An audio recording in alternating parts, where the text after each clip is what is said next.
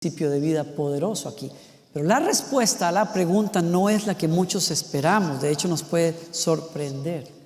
Jesús dice: ¿y por qué te preocupas por la astilla en el ojo de tu amigo cuando tú tienes un tronco en el tuyo? Me encanta esa versión. Eso es como estar incómodo como que Jesús nos dice: ¿por qué te pones a espiar la astilla? ¿Alguno de ustedes ha tenido una astilla en el ojo? Qué cosa más incómoda. Pero lo más incómodo de esa astilla no es para ti que lo estás viendo, es para el que lo sufre. Claro. Imagínense si Jesús sabía de ese problema. Jesús era carpintero. ¿Cuántas veces habrá estado haciendo trabajos y el aserrín o las partículas de madera quizás hayan entrado en su ojo y era una cosa bastante incómoda de lidiar? Pero es para la persona, no para el que los está viendo. Y Jesús dice: ¿por qué te pones a espiar la astilla que está molestando el ojo de un amigo tuyo cuando tienes un tronco en el ojo tuyo, en tu alma? ¿Por qué juzgar la mota en el ojo del otro mientras consientes el tronco que tienes en el tuyo? Dice él: ¿cómo puedes pensar en decirle a tu amigo: déjame ayudarte a sacar la astilla de tu ojo, cuando tú no puedes ver más allá del tronco que está en el tuyo? Y aquí está el principio. Escucha, no somos responsables de la paja en la vida de otra persona, somos responsables de nuestra reacción ante esa paja. Es la molestia o es el defecto que está en otra persona, pero lo sentimos como una paja en nuestro ojo. Y de eso se trata esto. Tú no eres responsable de esa paja, lo que nos dice Jesús, pero sí tienes que aprender a lidiar con la molestia que te causa esa paja. No querer lidiar con nuestra reacción ante el defecto o la ofensa de otra persona es como tener un ojo, nuestro propio ojo, y obviarlo. No se puede. Este es el punto. Y por eso Jesús creo que lo dice y me habla a mi corazón. Es más fácil achacarle a otro nuestro problema, porque así evitamos asumir la responsabilidad por nuestra propia molestia o por una necesidad que el otro no está respondiendo. ¿Alguien está aquí conmigo todavía? Hay que aceptar entonces que la clave para lidiar con lo que nos molesta en otro es lidiar con nuestra reacción, es lidiar con nosotros mismos. Hay ejemplos bíblicos. ¿Se acuerdan ustedes de que en una ocasión la mamá de dos gemelos que son discípulos de Jesús se acercó y le dijo: Jesús, yo quiero pedirte algo como mamá. Yo veo que tú quieres mucho a tu mamá, eres un buen hijo. Voy a aprovechar para decirte: yo quiero que en tu reino, cuando tú te sientes a gobernar, porque ellos pensaban que Jesús iba a restaurar el reino de Israel y entonces se iba a sentar en una mesa de gobierno, y le dijo: Jesús, no seas malito, cuando tú estés en tu reino, cuando comiences tu gobierno, haz que mis dos pollitos se sienten a tu lado, uno a tu izquierda y el otro a la derecha. Qué cosa más bella. Que las mamás son ocurrentes, son bellas. No, nadie siquiera se le acerca a las mamás, pero tienen algunas ideas, son muy ocurrentes, siempre tienen ideas. Muchas son buenas, otras bueno, pero siempre están con ideas. Y claro, el tema hoy no es el Día de las Madres, ni es para hablar de las madres, es más bien para hablar de lo que pasó con los discípulos, porque los discípulos se enojaron con ella.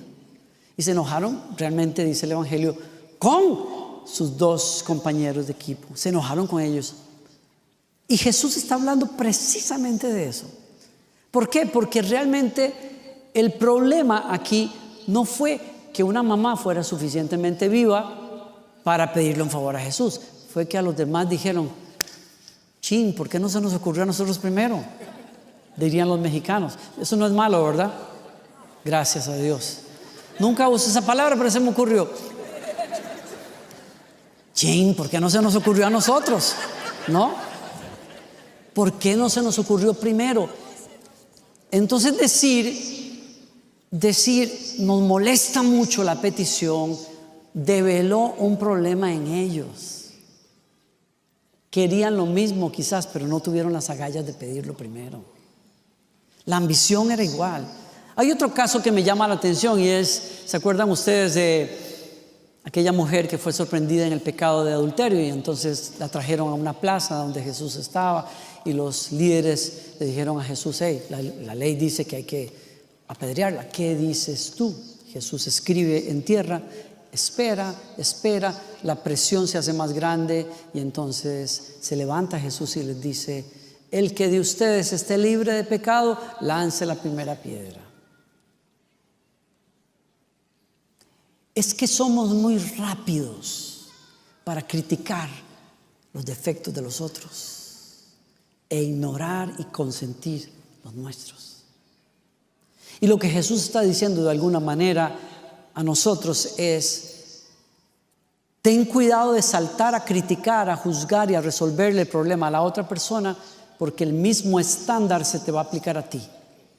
Antes de que tú quieras levantarte a criticar y a resolver el defecto de otra persona, mírate a ti mismo y resuelve tu molestia, porque nadie que está en un espíritu de juicio tiene la capacidad de poder ayudar a otra persona.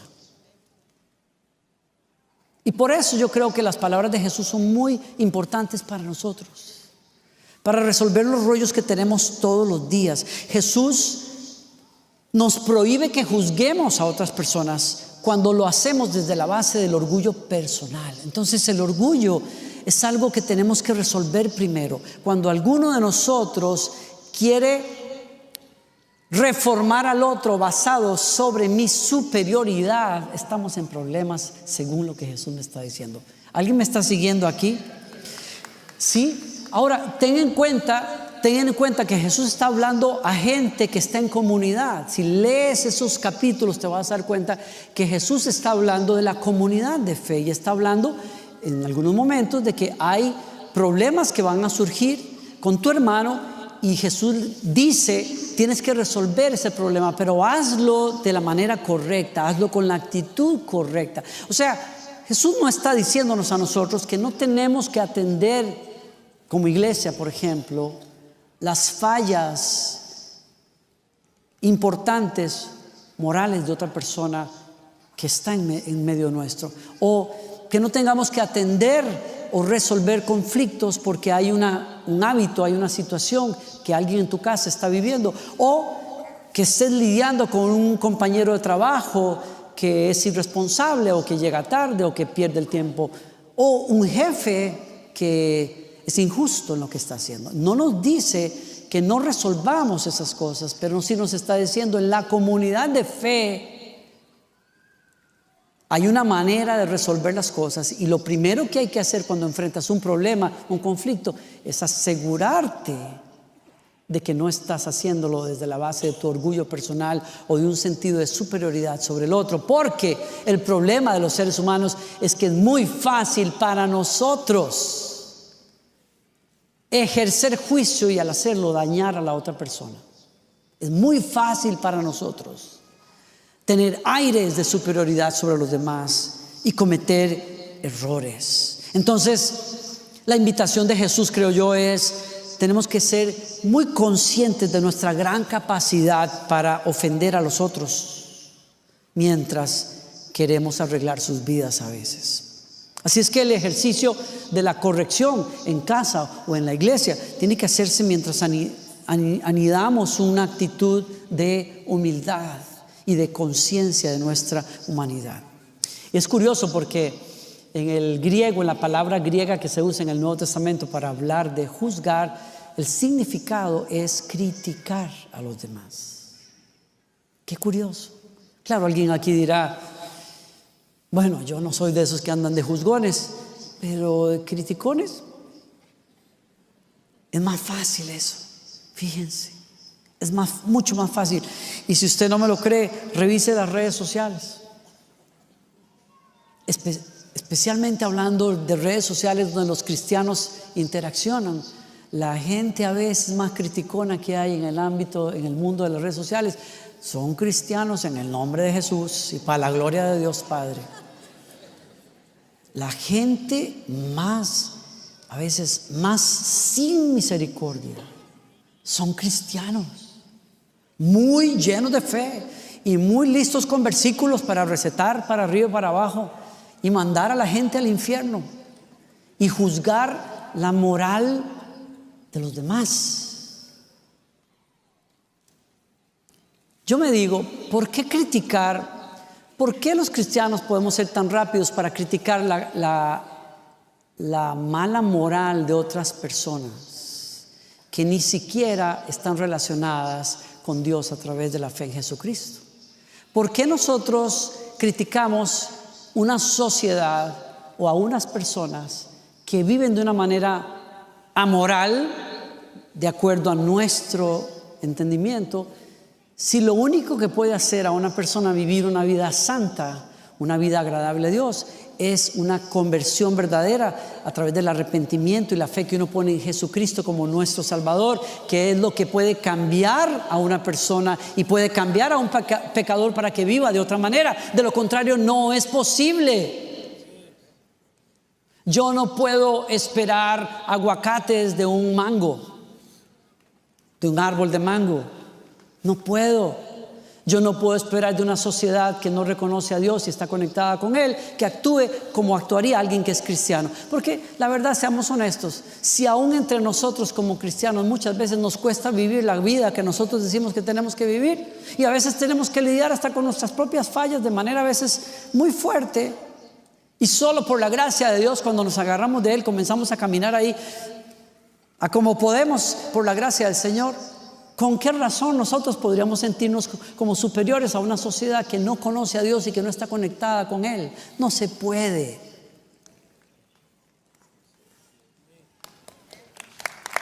Así que no fuimos llamados a criticar, no fuimos llamados a condenar, fuimos llamados a predicar el poder transformador que hay en el Evangelio, las buenas noticias de nuestro Señor Jesucristo. Hay perdón, hay vida nueva en Él. Ese es el mensaje que tenemos para los demás. Pero voy a mi punto.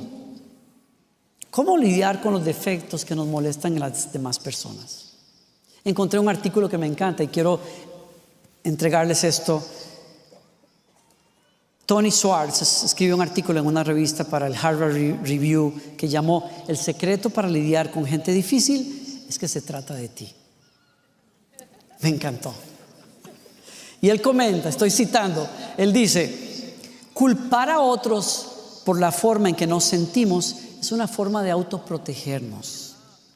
Lo que está mal no es nuestra culpa. El problema con ser una víctima, tomar la actitud de víctima ante lo que nos ofende en otro, es que cedes el poder de influenciar tus circunstancias.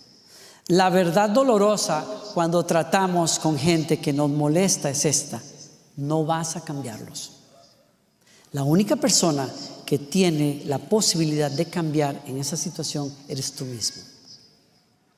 Entonces él comenta 3 lentes, y eso es interesante, porque yo me doy cuenta que cuando yo estoy lidiando con una persona difícil para mí, yo voy a usar los lentes que la vida me ha provisto para lidiar con ese problema. Las experiencias con mis hermanos en la niñez, mi crianza y cultura, algunos prejuicios que yo tengo, porque usted sabe, tal vez usted no los tenga, pero yo he tenido prejuicios donde yo digo: ay, sí, ese tipo de gente siempre hace lo mismo. Esa gente así son vagos. Y generalizamos porque tenemos prejuicios. Entonces, me doy cuenta que aunque nosotros digamos, esta situación que tengo con esta persona la voy a analizar, siempre vamos a utilizar lentes que yo escojo para leer a esa persona, leer el problema. Y en ese sentido, este señor Tony dice: hay por lo menos 3 lentes que yo quiero invitarte a tomar cuando estás lidiando con una persona. Cámbiate los anteojos y trata de resolver con un lente distinto. Número 1, para los que gustan tomar nota, el lente del optimismo realista. Optimismo realista. Él dice: hazte 2 preguntas cuando estás lidiando con una persona difícil para ti. 1, ¿cuáles son los hechos reales en esta situación? Analiza inteligentemente ¿qué son las cosas que están realmente pasando? Y la segunda pregunta es: ¿qué historia me estoy contando con respecto a esto? Es decir, necesito analizar en frío qué es lo que está pasando, pero la otra cosa es necesito entender cómo yo estoy leyendo eso. Si yo contesto esas dos preguntas, me voy a dar la oportunidad no de reaccionar ante la ofensa de la persona o lo que me molesta de la persona, sino que me voy a dar la oportunidad de interpretar de otra manera el defecto de esa persona. ¿Alguien me sigue aquí? Tiene que ver con buscar una alternativa, una visión diferente. 2, lentes inversos. Es decir, esto tiene que ver con tratar de ver el mundo a través de los ojos de la otra persona. Y hay 2 preguntas que hacerse para poder tomar estos lentes. ¿Cómo se sentirá esa persona? Voy a ponerme en los zapatos de ella, tratando de pensar cómo me sentiría yo lidiando conmigo mismo. ¿Están aquí? ¿Alguno ha hecho ese ejercicio? No es fácil hacer ese ejercicio, pero vale la pena hacerlo. ¿Cómo se sentirá lidiar conmigo mismo? ¿Cómo se sentirá esa persona? La otra pregunta, ¿cuál es mi responsabilidad en todo esto que está pasando? No sé si se están dando cuenta, pero cuando uno trata de probar lentes distintos, el problema deja de estar en la otra persona y comienzo a asumir responsabilidad por lo que está pasando. ¿Están aquí? En otras palabras, los lentes inversos es simplemente abrazar la empatía por la otra persona. La otra persona quizás no tiene la capacidad, no tiene la experiencia, no es consciente de la molestia que me está causando y tengo que ponerme en los zapatos de ella para poder lidiar. Y cuando dije ella, no estoy hablando de mi esposa, estoy hablando de la persona, ¿ok? Pero bueno, estas cosas sirven para el matrimonio también, yo creo. Yo no puedo imaginar lo que será estar casado conmigo y lidiar conmigo. Gloriana, que Dios te bendiga. Yo creo que por eso te veo desde que nos casamos más santa, más cerca del Señor. Yo creo, te he ayudado, mi amor. Esa es mi parte. Gloria a Dios. 3, lentes largos. Lentes a largo plazo. Es la mejor manera en que puedo ponerlo. O sea que cuando tú analizas la situación te das cuenta de que estás realmente lidiando con un problema muy serio que no va a cambiar y que va a ser tan fuerte para ti lidiar con esto que tienes que encontrar una manera de vivir el momento en lo que llega un futuro mejor. Y esa es la invitación del escritor, es por encima de lo que está pasando hoy, ¿cómo puedo crecer y aprender de esta experiencia? He dicho que la invitación de Jesús es cuando estás lidiando con la paja en tu hermano, no mires a nadie, no codees a nadie, pregúntate, la molestia que tengo, ¿se deberá realmente que hay asuntos que yo tengo que resolver? Porque de no ser así, nadie tiene el poder de hacerme reaccionar sino yo mismo. Nadie tiene el poder de molestarme si yo no le doy permiso. Nadie tiene el poder de ofenderme si yo no le permito a que la ofensa entre. Por lo tanto, este problema que yo quiero resolver en la persona, en realidad me hace un favor. Es, ¿qué tengo que resolver yo aquí?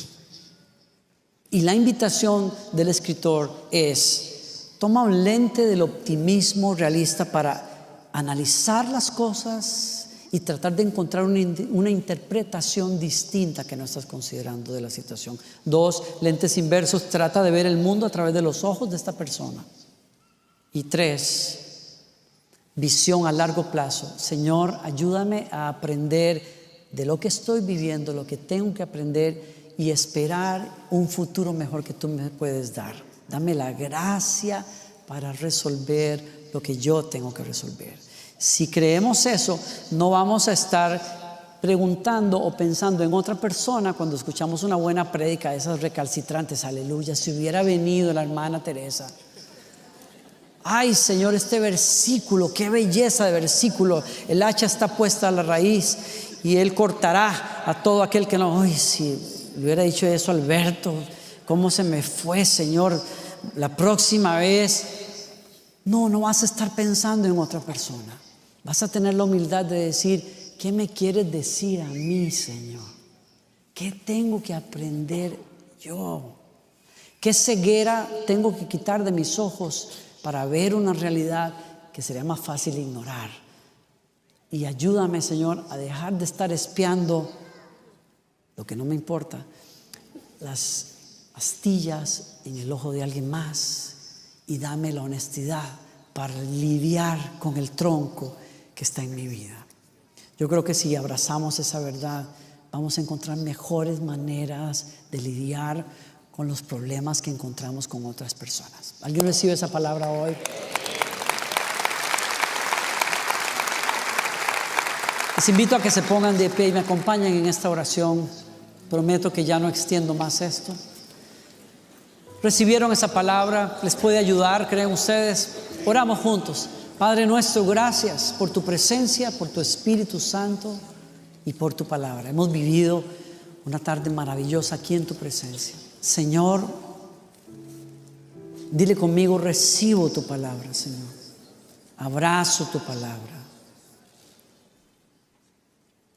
Te pido, Señor, que me des la humildad de aprender en medio de este lidiar con los errores de otros, con las injusticias de otras personas, con las ofensas. Señor, hoy te pido de todo corazón, Señor, cámbiame a mí primero. Dame la capacidad de ver dónde yo tengo que crecer, dónde yo tengo responsabilidad en este conflicto que tengo en mi trabajo o en mi matrimonio, y ayúdame, Señor,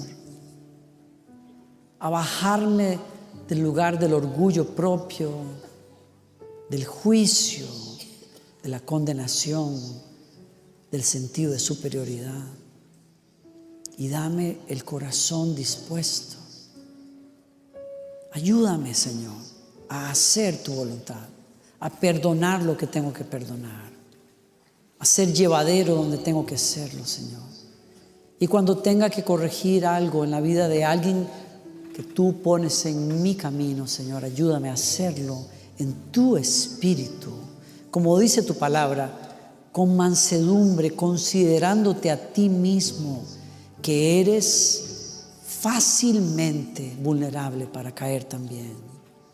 Ayúdanos a ser una familia, un matrimonio y una comunidad que restaura, que levanta, que espera lo mejor de los demás, que llevamos las cargas los unos de los otros y soportamos con paciencia a los demás, como los demás nos soportan a nosotros. A veces, Señor, y me acerco a ti, díselo conmigo, como dices en tu palabra, cuando te decimos: y perdónanos nuestras ofensas, así como nosotros también ya hemos perdonado a los que nos ofenden. No, Señor, no nos acercamos a ti a pedirte que lidies con nuestros errores, si no hemos lidiado con gracia los errores de los demás, Señor. Por eso estamos aquí y te pedimos gracia y te pedimos fuerza. Y para los que estamos en trabajos, en relaciones donde la situación es dura, danos la gracia de aún aprender allí, Señor.